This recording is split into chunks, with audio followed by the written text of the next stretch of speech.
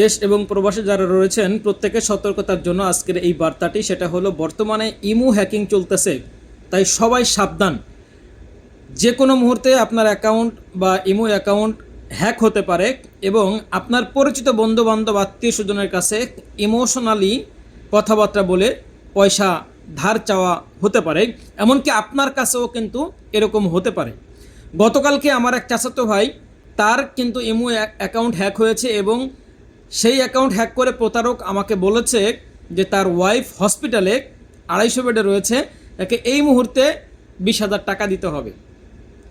আমি অনেক বোঝার চেষ্টা করেছি এবং জানার চেষ্টা করেছি এবং দেখি সে পাগলের মতো আমার কাছে টাকা এনিয়ে বিনিয়ে নেওয়ার ধান্দা তৈরি করতেছে।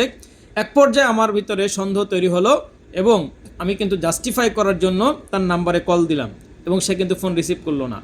তখন আমি কি করেছি, আশেপাশে তার একজন বন্ধুবান্ধব কারো কাছে জিজ্ঞাসা করেছি যে এই ব্যক্তিটার ওয়াইফ কি হসপিটালে কিনা, তো বলেছে যে না, এরকম কোনো ঘটনাই না।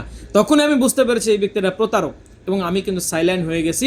কিছু সময়ের মধ্যে দেখি ওই ব্যক্তিটা আমাকে ব্লক করে দিয়েছে ইমো অ্যাকাউন্ট থেকে এবং পক্ষান্তরে আমি তাকে, আমার যে ভাই, ছোটো ভাইয়ের অ্যাকাউন্ট হ্যাক হয়েছে, তার সাথে যোগাযোগ করার চেষ্টা করলাম এবং সে বলল হ্যাঁ ভাইয়া, আমার অ্যাকাউন্ট হ্যাক হয়েছে, আমি আপনার কাছে কোনো টাকা পয়সা চাই নাই। তো যে ব্যক্তির আমার সাথে আমার অ্যাকাউন্টটা হ্যাক করেছে সে হয়তো এই প্রতারণাটা করছে। আমি বললাম তখন সাথে সাথে যে তুমি একটা কাজ করো, অনলাইনে একটা পোস্ট দিয়ে দাও, তোমার অ্যাকাউন্ট হ্যাক হয়েছে। তাই সবাইকে সাবধান এবং সতর্কতার সাথে জানাচ্ছি, এরকমভাবে অপরিচিত নাম্বার থেকে কল করে অথবা যদি ইমোর মাধ্যমে আপনার কাছে টাকা পয়সা চাওয়া হয়, দয়া করে দিবেন না। Thank you.